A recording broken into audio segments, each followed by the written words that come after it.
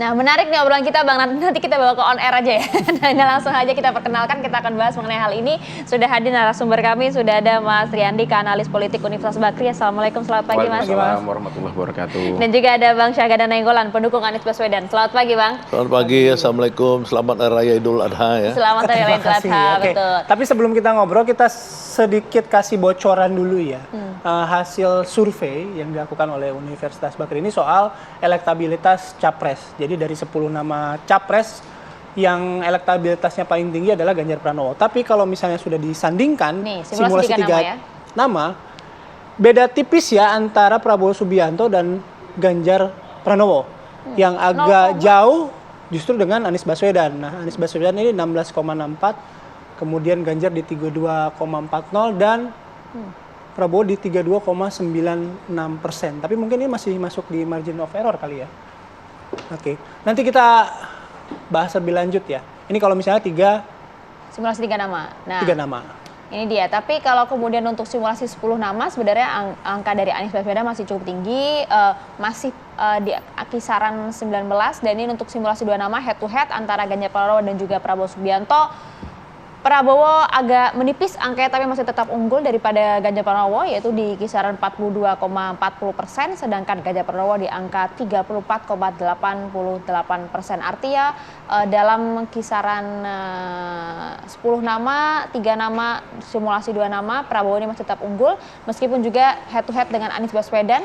Anies mendapatkan 23%, sedangkan Prabowo Subianto mendapatkan 43%. Nah, ini simulasi berikutnya ya, 2 nama Anies Baswedan dan juga Ganjar Pranowo. Ganjar Pranowo 45,20 dan Anies Baswedan di 25,60%. Yang menarik dari simulasi-simulasi ini, angka yang belum menentukan cukup besar. Besar, di atas 20%. Hampir 30% Kalau ya, terakhir bahkan hampir 30%.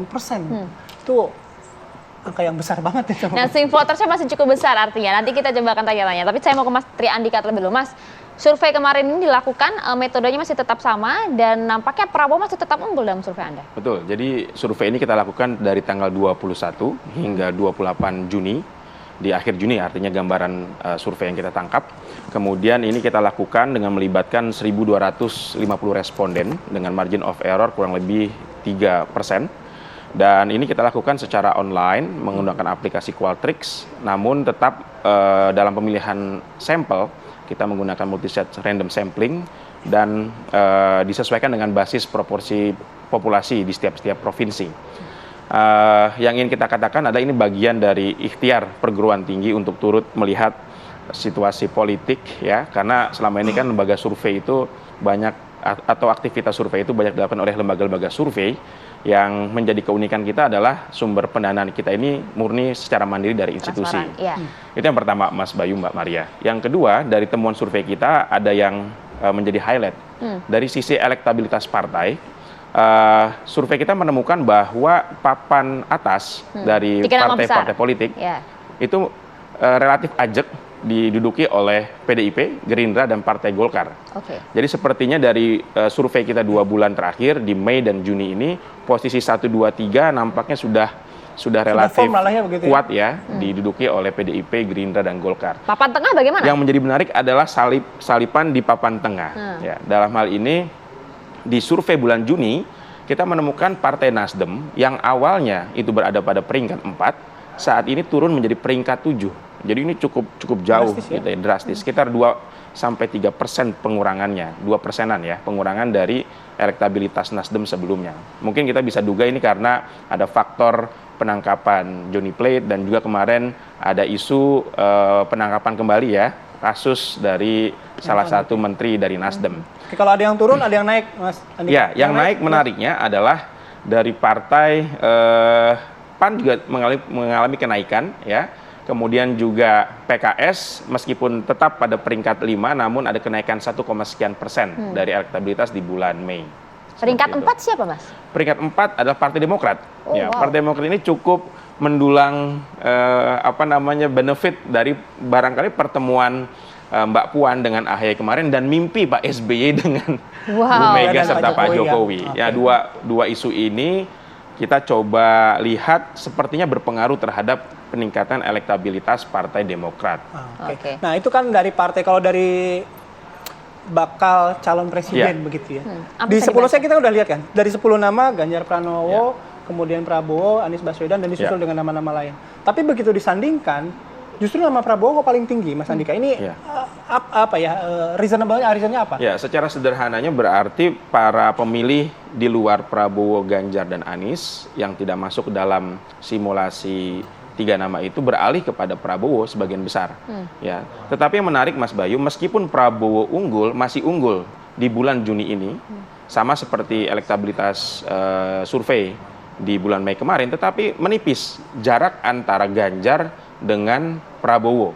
Yang tadinya jarak antara Ganjar dan Prabowo itu 11,9% di bulan Mei, simulasi 2 nama, di bulan Juni ini jaraknya berkurang menjadi 7,8%. Ya, jadi peningkatan suara Prabowo meningkat, tetapi peningkatan suara Ganjar itu jauh lebih meningkat. Ya. Artinya kalau bisa dibaca dari simulasi head to head antara Prabowo dan juga Ganjar, suara Anies ini justru berlarinya ke Ganjar. Ya. Ada satu fenomena menarik di survei Juni ini, tadinya yang pendukung Anies hanya 16% yang mendukung Ganjar Pranowo. Saat ini meningkat menjadi 22% pendukung Anies Baswedan beralih kepada Ganjar Pranowo. Ya. Nah, ini faktor sederhananya saya melihat peningkatan suara Ganjar ini karena momen bulan Bung Karno kemarin. Ya. Ini artinya mesin PDIP didorong untuk lebih bekerja, ya, dan juga PDIP barangkali mengevaluasi secara cepat bahwa ternyata Ganjar tidak sefenomenal Jokowi yang tadinya kita menangkap kesan PDIP nampaknya cukup percaya diri untuk katakanlah tidak terlalu ngoyo dan tidak terlalu agresif dalam menjaring cawapres, tapi sekarang PDIP nampaknya menebar ke Pak AHY, menebar juga ke PKS kemarin ya. Ini salah satu faktor yang mempengaruhi peningkatan Ganjar. Kalau tadi dari 16 ke 22, apakah salah satunya bangsa ganda ya? Dari Anies ke Ganjar gitu. Kalau ada fenomena kayak gitu gimana? Nih. Ada ya dari temuan survei. Rupanya ada pendukung Anies yang justru bermigrasi pada Pak Ganjar. Iya, itu kan temuan ya. Jadi pertama saya harus mengapresiasi ada sebuah universitas di Indonesia yang masuk ke dunia survei ini. Alhamdulillah, karena kita selama ini ragu dengan survei-survei yang ada, karena kita bilang ini surveyor atau konsultan. Ya, kalau di Amerika itu kan ada namanya AAPOR, ya, asosiasi dari lembaga-lembaga survei. Yang mereka itu ada code of conduct. Survey is not for sale. Nah, di sini kan survei for sale. Di belakangnya itu semua konsultan sebenarnya untuk menciptakan opini. Universitas, ya, kan nggak berani dia macam-macam. Makanya mereka, saya salut ya, saya bilang tadi sama Andika, saya salut Anda masuk ke dunia ini menolong rakyat Indonesia. Persoalan kedua adalah bagaimana kita meyakini metodologi. Ya, karena tadi kan dia cerita bahwa dia mulai masuk dengan sistem dari digital, online. Nah, itu nggak apa-apa, itu kan sebagai sebuah experience, tapi sebagai new experience mungkin dia perlu beberapa kali ya melakukan survei seperti itu supaya dia mendapatkan keyakinan bahwa metodologinya ini tepat. Ya, karena di Amerika sendiri meskipun dia sudah masuk ke situ, beberapa keunggulan negara maju itu 100% sampai 100% masyarakatnya udah di digital.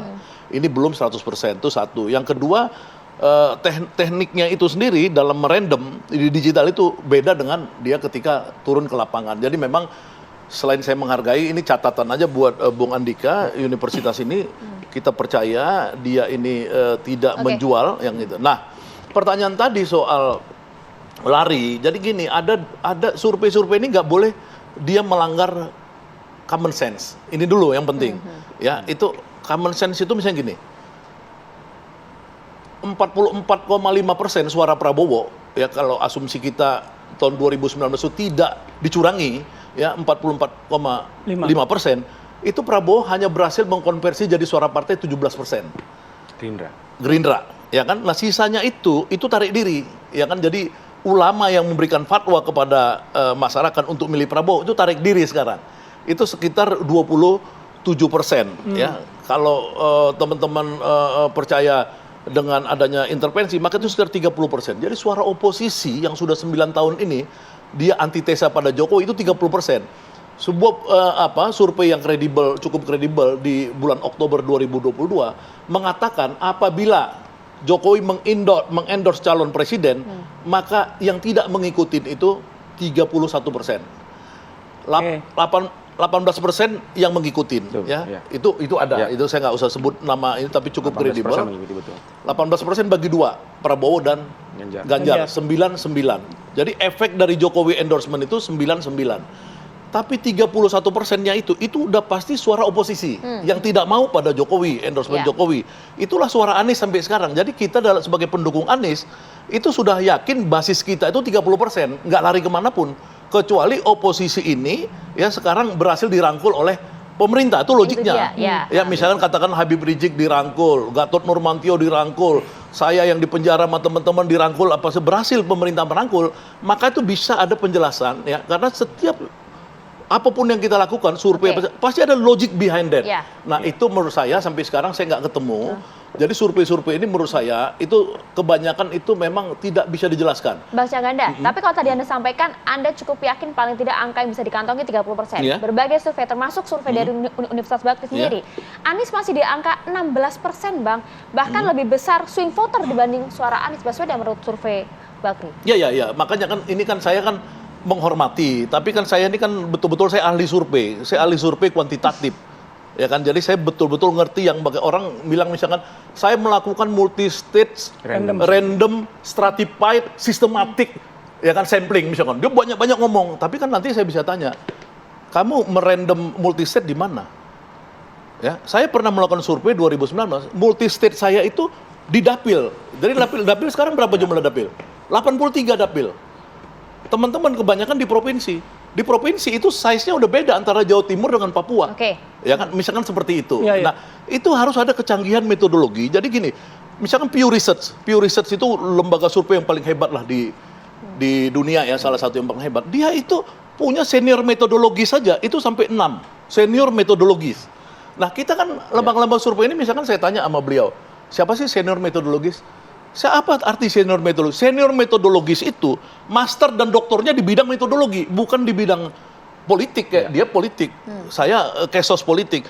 Tapi ada nggak yang di survei kita ini dia itu master or doktornya itu di ilmu metodologi survei. Nah, kalau Bang Syahganda tadi kalau misalkan ini kita anggapnya sebagai masukan-masukan. 16,64%. Tapi kalau survei internal Anda berapa sih, Bang? Sempat melakukan survei internal nggak? Kalau yang geng saya ya, jadi di Anies ini banyak ya. Kalau geng saya itu kita cuma keteteran di Jawa Timur. Kita keteteran di Jawa Timur. Yang seluruh provinsi lainnya aman. Aman aja. Angka nasional berapa?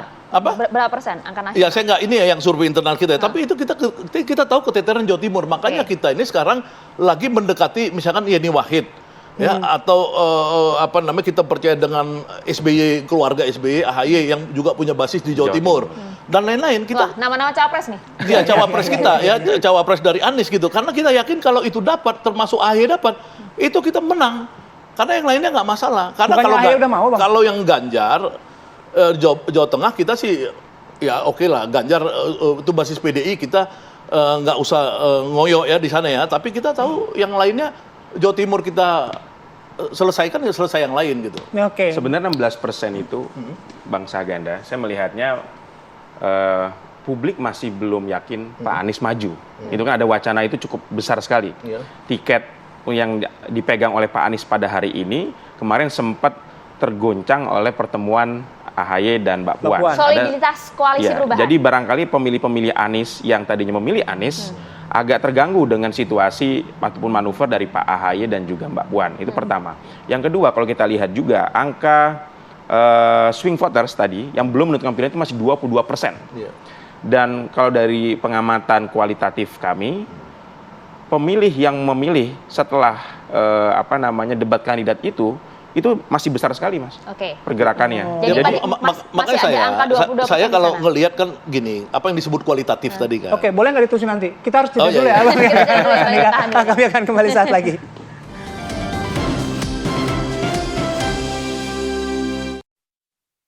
Bilang apa tadi ya? Ya, menarik kalau kita lanjutkan perbincangan tadi. Alasan untuk elektabilitas Prabowo yang cukup tinggi, make sense lah tadi disampaikan, karena memang ada panggung dan lain-lain. Tapi bagaimana dengan Anies Baswedan yang saat ini dalam survei Anda justru mengalami penurunan yang cukup tajam juga begitu loh, Mas? Apa faktornya apa? Karena memang Tadi naik tidak ada 2% pandang tuh saat saya ini lihat. atau seperti Ya, apa? jadi kalau Pak Anies, saya melihat situasi hari ini bisa dikatakan memang kurang menguntungkan bagi seorang Anies Baswedan, situasi politik di akhir Juni ini. Ya. Jadi kalau kita lihat angkanya 16% atau sampai 14% sampai 16%, itu bisa dikatakan adalah pemilih Anies yang sangat loyal. Meskipun dihantui oleh ketidakpastian dan juga guncangan sana-sini, 14-16% ini orang masih memilih Anies Baswedan. Sehingga saya melihat tantangan Anies Baswedan itu ada dua. Yang pertama adalah tiket. Ketika tiket ini berhasil diamankan oleh Anies Baswedan, maka setelah itu Anies Baswedan akan maju ke PR berikutnya, yaitu meningkatkan elektabilitas. Dan yang kedua, ketika tiket itu sudah didapat, Mas Bayu, maka katakanlah Ganjar, Prabowo, dan Anies Baswedan itu memiliki playing of field yang relatif sama sebagai calon presiden. Oke. Kalau sekarang ini kan masih bakal calon presiden. Dan di sisi lain memang di antara tiga calon ini Pak Anies adalah satu-satunya calon yang tidak memiliki privilege sebagai pejabat publik. Gitu. Nggak ada panggung ya? Tidak ada panggung, tidak senasional Pak Prabowo yang menjadi Menhan atau selokal Pak Ganjar yang saat ini menjadi gubernur gitu. Jadi ini faktor ini sangat berpengaruh terhadap elektabilitas Pak Anies. Meskipun dalam temuan survei lain saya lihat popularitas Pak Anies dan Pak Ganjar ini masih room to grow-nya masih sangat besar. Dibanding Pak Dibandingkan Prabowo. dengan Prabowo. Kalau Prabowo ini kan Popularitas atau popularitas sudah di atas Popularitas. 90%. Popularitas, keterkenalan. Bisa dikatakan hari ini tidak ada yang tidak kenal Pak Prabowo. Tapi bisa jadi masih ada yang belum kenal Pak Anies dan Pak Ganjar. Jadi kalau dilihat dari data survei yang lain itu, popularitas Pak Ganjar dan Pak Anies masih di bawah 90%, sekitar 83%. Artinya ini room to grow-nya masih cukup besar untuk dikonversi menjadi elektabilitas. Oke, room to grow masih besar untuk dikonversi jadi elektabilitas. Bang Caganda, tadi kita bicara soal survei internal gitu ya. Anda meyakini bahwa survei di internal Anda bahwa nama Anies Baswedan itu kan masih bercokol di peringkat pertama. Ya, kecuali Jawa Timur. Kalau Jawa Kecuali Tengah Jawa Timur. memang di bawah juga, cuman kita udah tahu Jawa Tengah itu Basis memang ya PDI. basisnya PDI ya. Oke, nah kalau misalnya tadi Bang Caganda bilang, saya juga kan orang survei kan Bang. Iya. Nah survei internalnya gimana nih? Biar sama, tadi Universitas Bakri juga membuka survei internalnya seperti ini, metodologinya seperti ini. Kalau Bang Caganda gimana? Ya kalau di tempat-tempat yang besar ya, yang maksudnya di Pulau Jawa ini, Jawa Barat, Banten, Jakarta, itu ya Anies jauh di atas yang lain.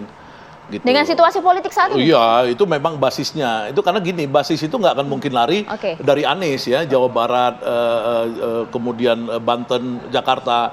Siapapun yang survei, misalkan Jakarta, Anies nggak pernah bisa kalah di Jakarta, misalkan. Itu kan basis tradisional dari orang yang secara sosiologis itu nggak lari dari Anies. Berarti Ya. 16% yang mungkin tadi sebutkan oleh Jadi ada Mas Andika konsepnya itu. dulu Paling besar gini. di Jakarta, Bang. Jadi konsepnya Iya. gini. Jadi orang kan ada yang dia jual. Ini kan rakyat nggak bodoh-bodoh amat ya.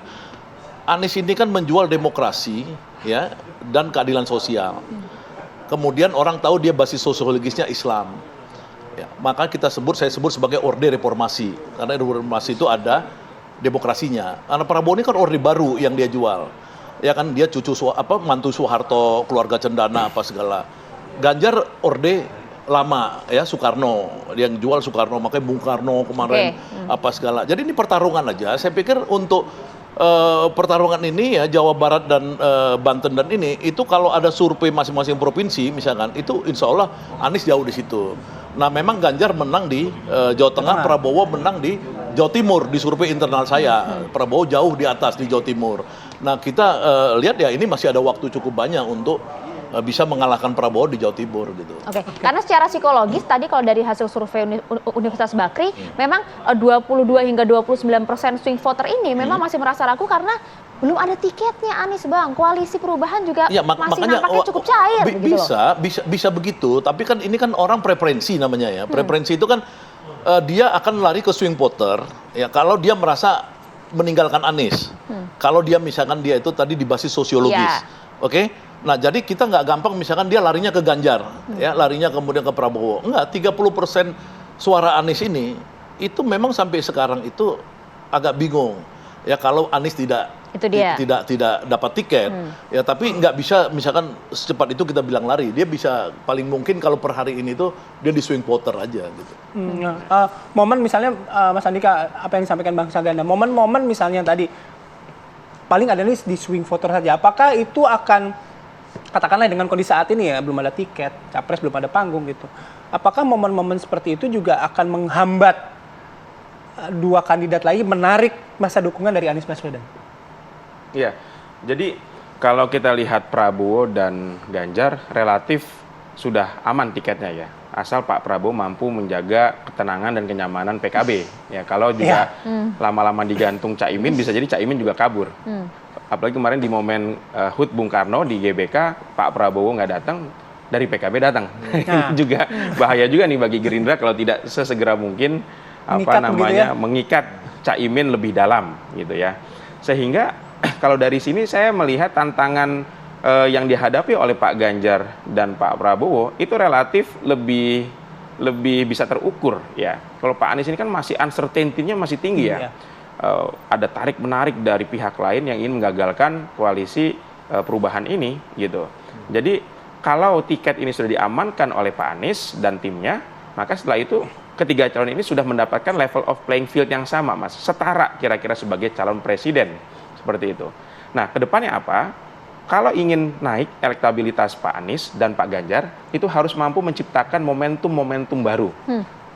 Menciptakan gebrakan-gebrakan baru, kebaruan-kebaruan yang lebih segar gitu ya. Dan ini terbukti, Pak Ganjar kemarin pasca bulan Bung Karno, elektabilitasnya relatif meningkat lebih jauh dibanding Pak Prabowo. Nah, Pak Prabowo sendiri kalau tidak mampu menjaga momentum, ini bisa kedodoran. Itu dia, Mas. Kalau tidak bisa menjaga momentum, bisa kedodoran nih suara Prabowo. Tapi kalau analisa Anda dengan saat ini Prabowo yang sudah berada di pemerintahan begitu ya, akan lari kemana sih suara Prabowo ini, ke Anies kah atau ke Ganjar dengan dinamika politik saat ini? Kalau basis sosiologis yang ada tadi, pemilih Prabowo dan pemilih Pak Anies ini kan mirip-mirip ya, dari kulturnya adalah kultur Islam gitu ya. Dan kalau nanti simulasinya adalah Pak Ganjar versus Pak Anies, ya jelas pemilih Prabowo akan lebih banyak yang lari ke Pak Anies Baswedan gitu ya.